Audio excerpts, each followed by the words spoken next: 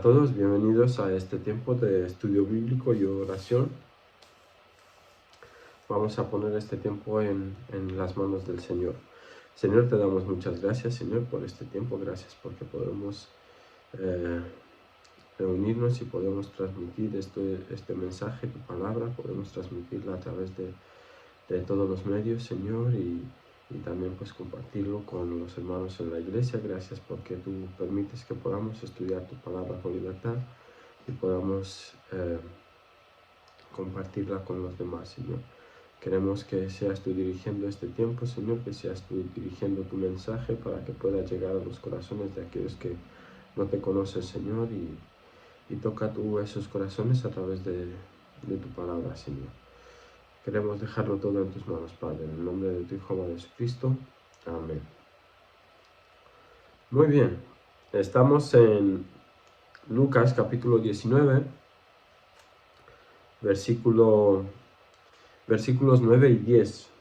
Lucas 19, versículos 9 y 10 dice: Jesús le dijo: Hoy ha venido la salvación a esta casa, por cuanto él también es hijo de Abraham, porque el Hijo del Hombre vino a buscar y a salvar lo que se había perdido.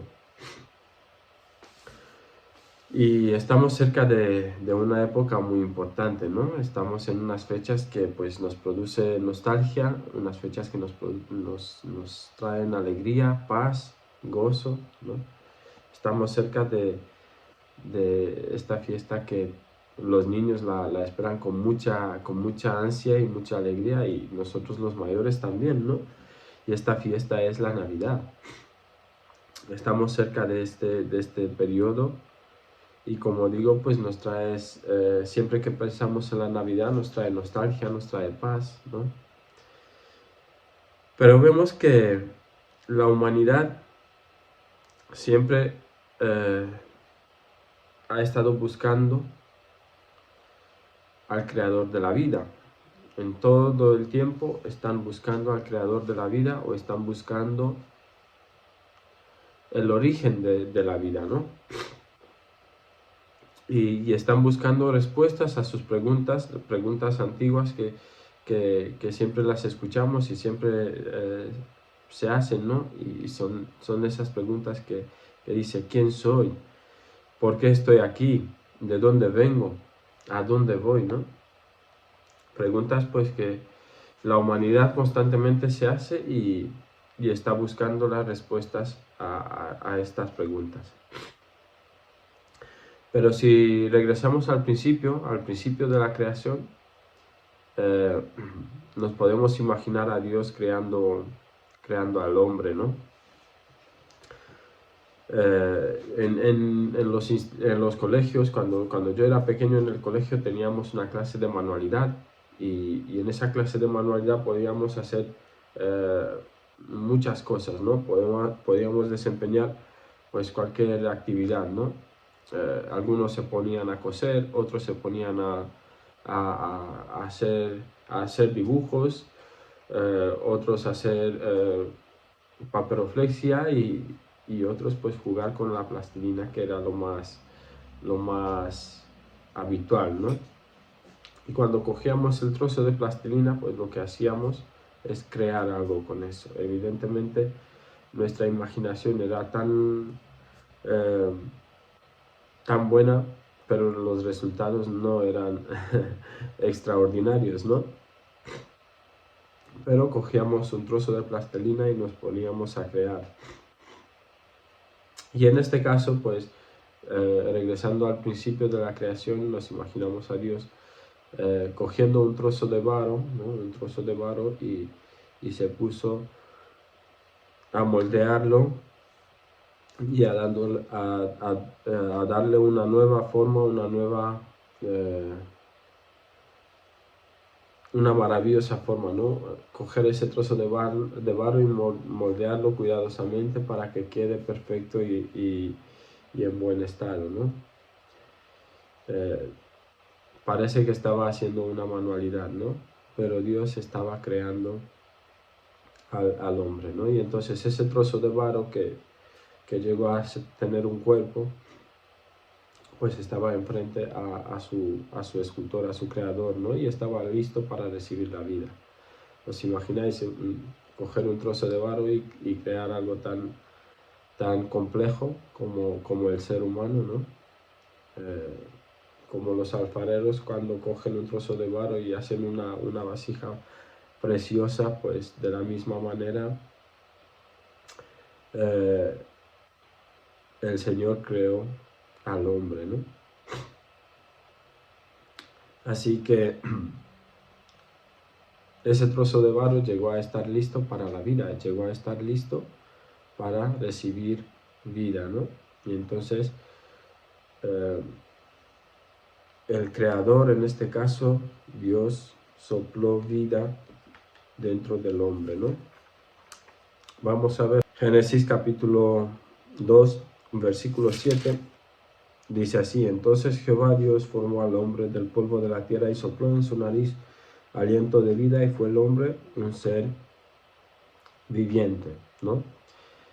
Y podemos imaginarnos a ese hombre, a ese trozo de barro delante de su creador, preguntando, ¿quién soy? ¿No? ¿Quién soy? Entablando una relación con su creador, ¿no? Entonces Dios tendría que decirle quién es. Tú eres hombre y tu nombre es Adán, ¿no? Así que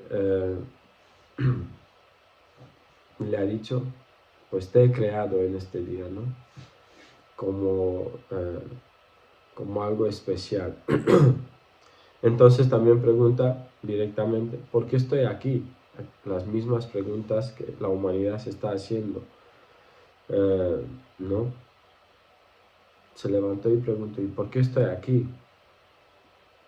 Evidentemente Dios tenía un propósito para el hombre y el propósito era que el hombre tenga comunión con Él y que le dé gloria solamente a Él, ¿no? Y la otra pregunta que podría haberle hecho es ¿cuál es mi futuro? Así que a esta pregunta del hombre hacia Dios, que ¿cuál será mi futuro?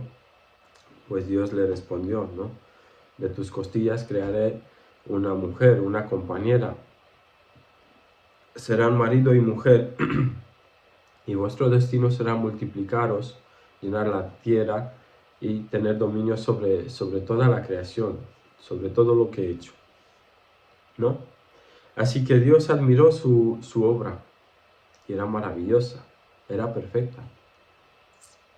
Y dijo, esto es bueno en gran manera, ¿verdad? Porque lo que había creado era bueno. Así que este es el comienzo del hombre, este es el inicio de la humanidad. Y si miramos toda la historia de la creación y demás, pues vemos cómo el hombre, por su ansia de tener más, llegó a perderlo todo, ¿no? En este caso, pues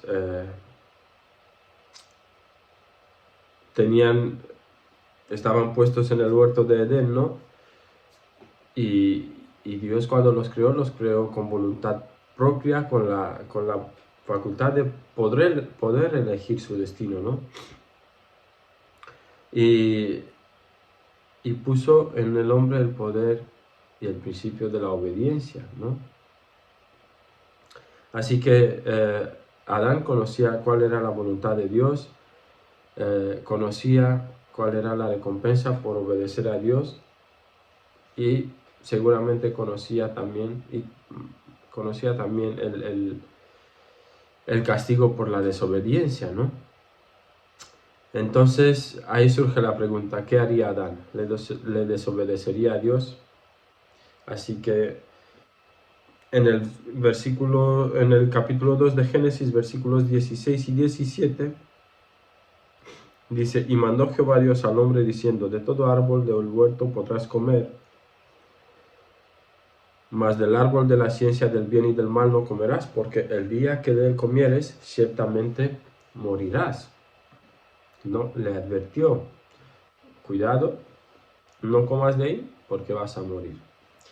Evidentemente todos conocemos la historia de la caída del hombre, conocemos cómo fueron engañados por la serpiente y cómo el hombre por su naturalidad, por su naturaleza, no hace más que querer más cosas de lo que puede tener o de lo que tiene, ¿no? Hoy en día nos pasa igual. Por más que tengamos todo lo que necesitamos, queremos más, ¿verdad? Siempre estamos con esa ansia de tener más cosas, de adquirir más cosas, de poder tener lo último de la moda y demás, ¿no? O en el caso de los políticos, de los que están en el poder, pues cuanto más poder tienen, más poder quieren, ¿no? Quieren controlarlo todo y tener el control sobre todo. Así que esa desobediencia de Adán llevó a una caída, ¿no? Y las consecuencias, pues para la humanidad fueron devastadoras, porque esta caída saboteó el plan de Dios primeramente,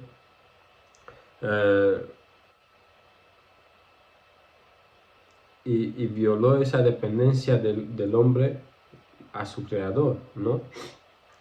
Cuando estaban en el huerto de Edén, dependían de Dios y tenían una buena comunión con Él, una buena relación con Él. En el momento de la caída, pues todo eso cambió, ¿no? La relación, el vínculo con Dios se había roto, la relación con Dios ya no existía, la comunión con Dios ya no existía. Así que el hombre se hizo independiente, ¿no? El hombre se independizó. Esa palabra nos gusta mucho a los jóvenes, nos independizamos, ¿no? Vemos que eso hoy en día está pasando mucho también. Como padres, pues evidentemente para nuestros hijos queremos lo mejor, ¿no? Queremos lo mejor para ellos. Y lo que nosotros queremos para ellos no siempre es lo que ellos creen que es conveniente para ellos, ¿verdad? Así que ahí surge la pelea. Yo sé que mi padre quería lo mejor para mí, ¿no? Mi padre quería lo mejor para mí, pero yo pensaba que mi padre me estaba limitando, que no tenía la libertad de poder hacer todo aquello lo que yo quería hacer. Así que llegó un día que cogí mi mochila y le dije a mi padre y a mi madre, les dije, bueno, hasta luego, nos vemos en otro momento, ¿no? Cogí mis cosas y me independicé. De la misma manera hizo Adán, ¿no? Desobedeció a Dios, desobedeció la única condición que había incumplido, la única condición que Dios le había puesto, y rompió esa comunión con Él y ese vínculo que tenía directamente con Dios, ¿no? Todo eso lo hizo por voluntad propia, aunque fue engañado, él sabía que no tenía que hacer esas cosas, ¿no? Así que lo primero que hizo la caída es sabotear ese plan de Dios, romper ese vínculo del hombre con su creador, un vínculo eterno, y se independizó, ¿no? La segunda cosa que trajo como consecuencia la desobediencia de Adán fue el dolor, el trabajo penoso, las aflicciones, ¿no? Las mujeres cuando dan a luz, pues ahora mismo dan a luz con mucho dolor, ¿no? Llevan 9 meses sufriendo, llega el momento del parto y sufren más todavía, y después del parto pues tienen todavía unos cuantos años de sufrimiento, ¿no? Con lo cual los dolores del parto, pues muchos de los que hemos asistido a uno sabemos lo que es, ¿no? De la misma manera, por causa del hombre, pues la tierra no da su fruto si no la labramos, ¿no? Si no vamos a cultivar, no vamos a sembrar, no recogemos frutos, ¿no? Mi padre vive en el campo, tiene ahí su terreno donde siembra y tiene todas las cosas. Y en primavera, todos los años, pues según se va descongelando el hielo, la nieve se va derritiendo, eh, se ponen a preparar la tierra, a labrar la tierra para la siembra, ¿no? Y si no sembrarían en primavera, en otoño no tendrían cosecha, no tendrían que hacer. Y en invierno no tendrían lo suficiente para sobrevivir. Con lo cual, por causa de la caída del hombre, pues la tierra fue también maldita y dejó de producir frutos, dejó de producir buenos frutos, ¿no? Al menos que fuera labrada, al menos que fuera cultivada, ¿no? Así que la humanidad fue echada del huerto de Edén y el futuro que le esperaba era incierto, era un futuro desolado, ¿no? Tercera consecuencia que trae la caída del hombre es la muerte, ¿no? Una separación total de Dios.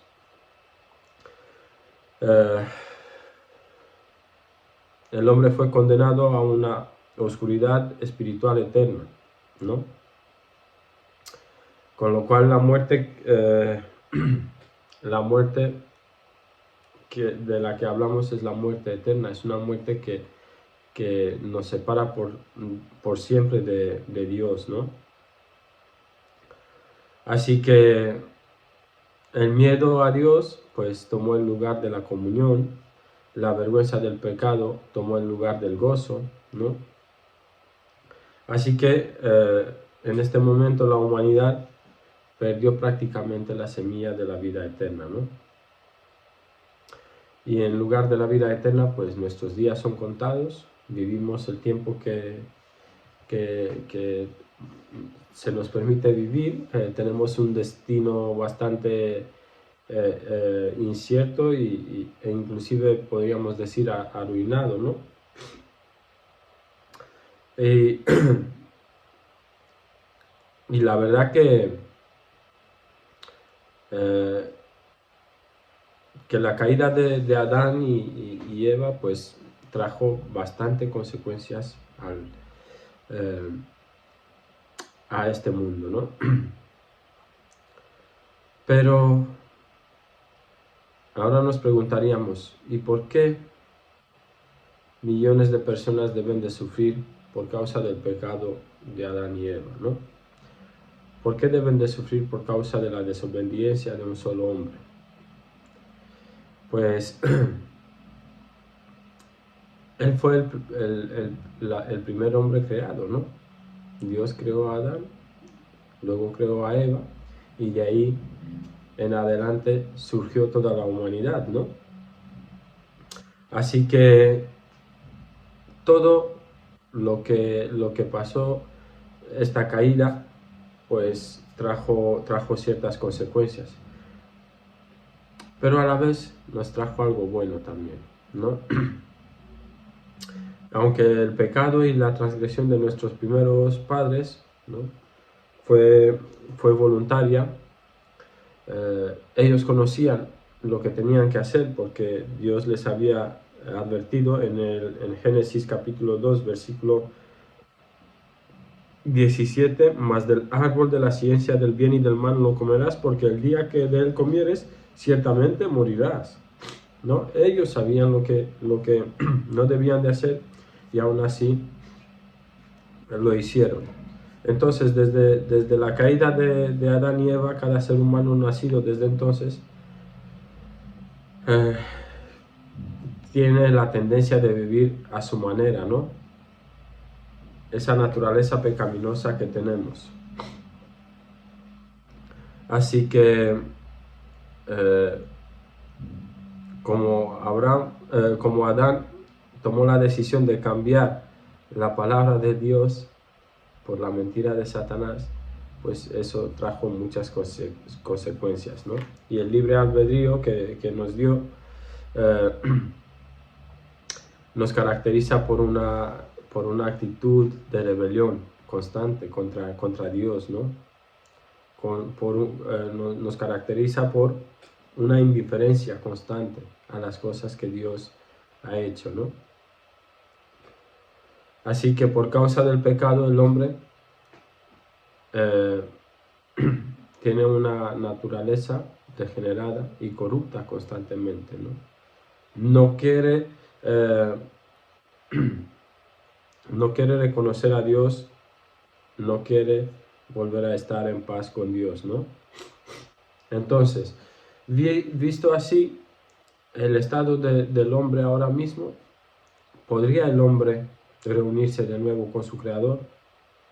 ¿O cómo podría restaurar su comunión y cumplir con el destino propuesto por su Creador, ¿no? ¿Podría hacerlo por sí mismo? ¿Podría hacerlo por sus propias fuerzas? Evidentemente no somos capaces de volver a restablecer el vínculo que se ha roto con nuestro Creador, ¿no? Necesitamos ser redimidos. ¿Y quién podría redimirnos? ¿Quién podría restaurar ese vínculo, ¿no? La humanidad de por sí no puede proporcionar a nadie tan perfecto y tan digno para que pueda redimirnos y pueda restaurar ese vínculo, ¿no? Pero Dios sí, Dios tenía un plan maravilloso y podemos pensar que ese plan fue elaborado a través de la caída o después de la caída, pero Dios ya sabía lo que iba a pasar. Para que entendamos y nos hagamos una idea, Dios nos amó tanto, que aún sabiendo lo que íbamos a hacer, nos creó, ¿no?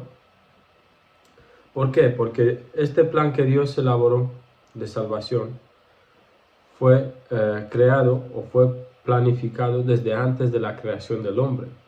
Él sabía lo que el hombre iba a hacer. Aún así decidió crearnos, decidió crear a Adán y a Eva. Los creó perfectos, porque cuando Dios los creó, se dio cuenta que era algo bueno en gran manera, ¿no? Era algo maravilloso lo que había hecho. Nos dio la voluntad propia, nos dio el libre albedrío y teníamos la decisión de seguir obedeciendo a Dios o independizarnos, ¿no? Así que, aún sabiendo que lo que íbamos a hacer, nos dio la posibilidad y la oportunidad de escoger, ¿no? Evidentemente, en este caso, hemos escogido la opción equivocada, ¿no? Hemos escogido desobedecer a Dios y hemos escogido estar separados de Dios por toda la eternidad, ¿no? Pero el plan que Dios había establecido desde antes de la creación del hombre era un plan perfecto. Era un plan que lleva un amor incondicional hacia nosotros, ¿no? Imaginaros que nos llevan delante de un juez por un delito que hemos cometido y nos toca pagar una multa, ¿no? O nos toca pasar unos días en la cárcel por el delito que hemos cometido. Y nos damos cuenta cuando nos presentamos delante de la corte que el juez es nuestro Padre.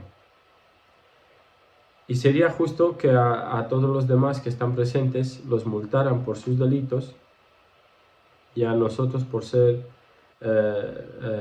su hijo nos perdonara, ¿no? No sería justo, ¿verdad? Sería un juez injusto.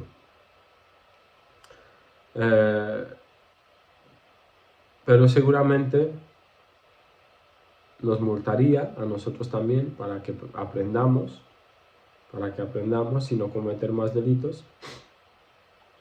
Pero si nosotros no tenemos el dinero para pagar la multa, pues nos mandarían a la cárcel por unos días para poder cubrir esa multa, ¿no? Para poder pagar esa multa, ¿no?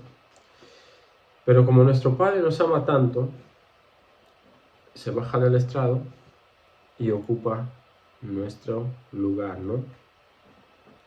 Paga la deuda por nosotros. Así que la justicia está satisfecha y estamos libres, ¿verdad? Lo único que debemos hacer en este caso es aceptar el pago de aquella multa que nuestro Padre lo ha hecho por nosotros, ¿no? Así que sabemos que como hombres no podemos redimirnos a nosotros mismos, no podemos eh, restablecer el vínculo con Dios, ¿no? Necesitaríamos de alguien que sea sin pecado, alguien que pueda satisfacer plenamente la justicia de Dios, ¿no? Necesitamos un sustituto perfecto, ¿no? Necesitamos a aquel que es perfecto y puede sustituirnos, ¿no? Necesitamos a alguien que debería ser un hombre para que tomara nuestro lugar. Debería ser sin pecado para morir por el pecador, ¿no? Así que como nosotros no podemos proveer de alguien así, porque no hay nadie en este mundo que pueda ocupar nuestro lugar, nuestro Dios nos proporciona un Salvador, ¿verdad? Un Salvador que viene con el propósito de salvarnos. Un Salvador que es el Hijo de Dios, Jesucristo, ¿no? Un Salvador concebido por el Espíritu Santo y nacido de una virgen. Un Salvador que se ofreció a sí mismo como el sustituto requerido para la humanidad. Un Salvador que vino a este mundo y tomó el lugar del hombre. Así que este Salvador aceptó la totalidad de la culpa por el pecado de todos nosotros, ¿no? Cargó con esa culpa para restablecer ese vínculo que se había roto, ¿no? Restablecer la comunión con Dios.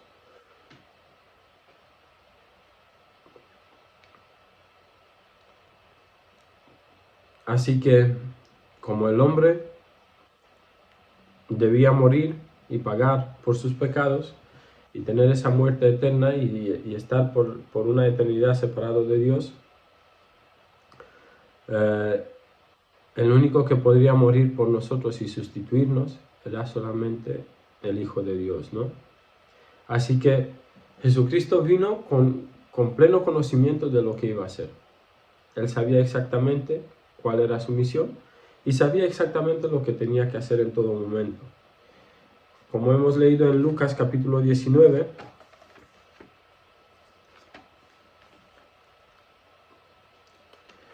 Lucas capítulo 19 versículos 9 y 10 dice: Jesús le dijo: hoy ha venido la salvación a esta casa, por cuanto él también es hijo de Abraham, porque el Hijo del Hombre vino a buscar y a salvar lo que se había perdido.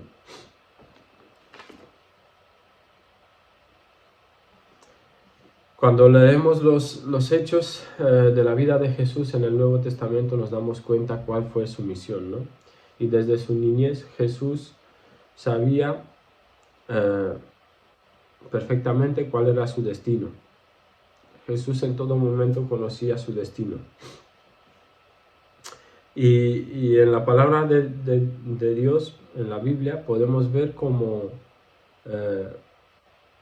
Jesús claramente comprendía que vino aquí con un propósito y que tenía su misión, ¿no?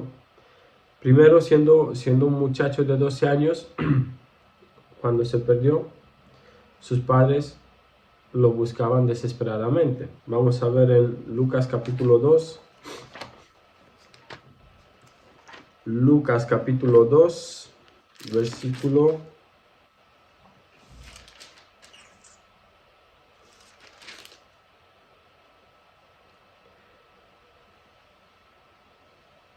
versículo 46, ¿no? Dice, y aconteció que 3 días después le hallaron en el templo sentado en medio de los doctores de la ley, oyéndoles y preguntándoles, ¿no? Después de 3 días estaba perdido. José y María no se dieron cuenta que no estaba con ellos y le estaban buscando desesperadamente. Después de 3 días lo encuentran y lo encuentran en el templo con los doctores de la ley, ¿no? Oyéndoles y preguntándoles. Y cuando le reclaman que por qué se ha separado de ellos, que por qué no estaba con ellos estaban preocupados pensando que se ha perdido, que no lo van a encontrar, que no sabía qué ha pasado con ellos. Pues él les contesta en el 49. Entonces él les dijo, ¿por qué me buscáis? ¿No sabíais que en los negocios de mi padre me es necesario estar? Así que Jesús sabía exactamente para lo que vino, ¿no? Como les dijo a sus padres, ¿por qué me buscáis? ¿No sabíais que en los negocios de mi padre me es necesario estar? ¿No? Pero su padre era José, según leemos la historia de Jesús, ¿no? Pero realmente Jesús sabía que su padre era Dios y Dios le había encomendado una misión, ¿no? Así que, ¿por qué me buscáis? ¿No sabíais que en los negocios de mi padre me es necesario estar? Lo segundo es que Dios proclamó a Jesús como su Hijo amado. Vamos a verlo en Mateo capítulo 3, versículos del 13 al 17. Dice, entonces Jesús vino de Galilea a Juan al Jordán para ser bautizado por él, mas Juan se le oponía diciendo, yo necesito ser bautizado por ti y tú vienes a mí. Pero Jesús le respondió, deja ahora, que así conviene que cumplamos toda justicia. Entonces le dejó. Y Jesús, después de que fue bautizado, subió luego del agua, y he aquí los cielos se le fueron abiertos, y vio al Espíritu de Dios que descendía como paloma y venía sobre él. Y hubo una voz de los cielos que decía, este es mi Hijo amado en quien tengo complacencia, ¿no? Jesús, Dios le llama a Jesús, le proclama como su Hijo amado. Aunque Juan no quería bautizarle porque sabía exactamente quién es Jesús, tuvo que hacerlo, ¿no? En la selección de los discípulos, cuando llamó a Natanael ser su discípulo, en Juan capítulo 1, versículo 51 nos dice, Juan capítulo 1, versículo 51 nos dice, y le dijo, de cierto os digo, de aquí adelante veréis el cielo abierto y a los ángeles de Dios que suben y descienden sobre el Hijo del Hombre. Y el cuarto punto es que Jesús reconocía su gloria eterna, ¿no? En Juan capítulo 17, versículos del 1 al 5, Juan capítulo 17, versículos del 1 al 5, esa oración de Jesús, una oración intercesora, dice así, estas cosas habló Jesús y levantando los ojos del cielo dijo, Padre, la hora ha llegado, glorifica a tu Hijo para que también tu Hijo te glorifique a ti, como le has dado potestad sobre toda carne, para que dé vida eterna a todos los que le diste, y esta es la vida eterna, que te conozcan a ti, el único Dios verdadero, y a Jesucristo a quien has enviado. Yo te he glorificado en la tierra, he acabado la obra que me diste que hiciese. Ahora pues, Padre, glorifícame tú al lado tuyo con aquella gloria que tuve contigo antes de que el mundo fuese, ¿no? Así que oró al Padre. Él sabía exactamente para lo que vino y sabía que tenía que cumplir una misión. Tenía una tarea muy grande que hacer. Cumplió esa misión, llevó a cabo esa misión. Así que la historia comienza con una joven virgen en un pueblo de Nazaret, ¿no? Llamada María. a la cual Dios envió un ángel, a Gabriel, le envió a Nazaret, en ese pueblo de Galilea, donde vivía esta virgen, ¿no? Que era la prometida de José. Y el ángel le dio las buenas nuevas, que iba a tener un hijo concebido por un milagro, ¿no? El nacimiento de Cristo a través de una virgen, pues simplemente significa algo especial, ¿no? Algo que va en contra al curso natural de la vida, porque Jesús fue divinamente concebido por el Espíritu Santo en el vientre de María, ¿no? No fue algo hecho por el hombre, sino fue algo hecho por Dios, ¿no? Así que si Jesús hubiese nacido de hombre y mujer mortales, pues todo este plan de Dios no hubiera tenido sentido, ¿no? Jesús no habría nacido sin pecado, sino que habría sido con pecado. Tampoco habría sido directamente el Hijo de Dios, ¿no? Así que necesitaba tener necesitaba ser concebido divinamente, ¿no? Necesitaba ser concebido de una forma extraordinaria, a través del Espíritu Santo, ¿no? Así que esa concepción de la deidad y la humanidad de Jesús, pues en este caso se fusionan y surgen como el Hijo del Hombre, ¿no? Dios, el Hijo del Hombre.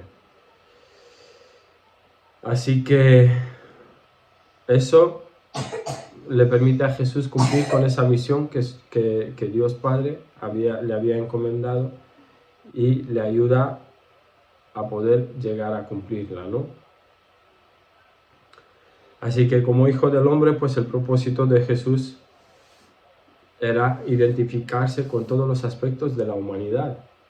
Tenía que pasar por todos los procesos de la vida para que Él pueda llegar a cumplir con ese plan, ¿no? Nació, fue un bebé indefenso, creció, fue un niño, un adolescente, un joven, y llegó a ser adulto, ¿no? Así que el plan que Dios había elaborado era perfecto, aunque tuvo que demorarse un tiempo, ¿no? Así que conocemos la historia de Jesús, sabemos todo lo que Jesús había hecho mientras estuvo en la tierra, los milagros que había realizado en este momento, cuando estaba en la tierra, y vemos que Jesús está dispuesto a pagar con su vida por la vida de toda la humanidad, ¿no? Pagó el precio de nuestros pecados, ¿no? Sacrificó su vida por nuestra vida, ¿no? Y este amor no lo puede dar ninguna otra persona, ¿no? Cuando pensamos en la Navidad, pensamos, como decía, con nostalgia, pero a la vez nos trae gozo, nos trae paz, nos trae felicidad, porque en la Navidad celebramos el nacimiento de nuestro Salvador. En la Navidad celebramos ese día cuando Dios mostró su amor mandando a su Hijo en la tierra, ¿no? Ese Hijo que nació de una mujer, de una virgen, creció aquí en la tierra como uno de nosotros, vivió como uno de nosotros, sufrió como uno de nosotros, pasó por todas las necesidades o más que pasamos cualquiera de nosotros, y llegó a cumplir con esa misión sacrificándose en una cruz y morir por todos nosotros, ¿no? Si vamos a Colosenses capítulo 1, versículos 13 y 14, Colosenses 1, Colosenses capítulo 1, versículos 13 y 14, nos dice así: el cual nos ha liberado de la potestad de las tinieblas y trasladado al reino de su amado Hijo, a quien tenemos redención por su sangre, el perdón de los pecados, ¿no?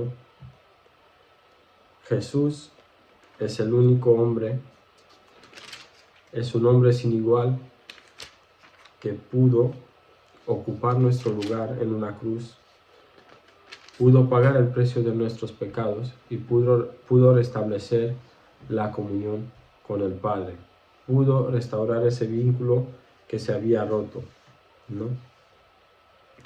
Si nosotros hemos creído en nuestro Señor como nuestro Señor y Salvador, si hemos creído en Jesús como nuestro Señor y Salvador, también debemos dar un testimonio vivo de esta verdad, ¿no? Debemos dar un testimonio vivo de esta verdad.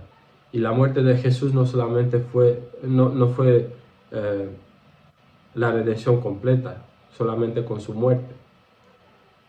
Si Jesús no hubiera resucitado, ese plan no se hubiera cumplido del todo, ¿no?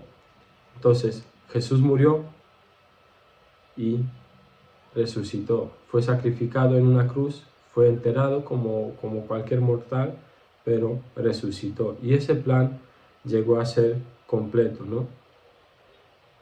La resurrección es la prueba final de que Jesús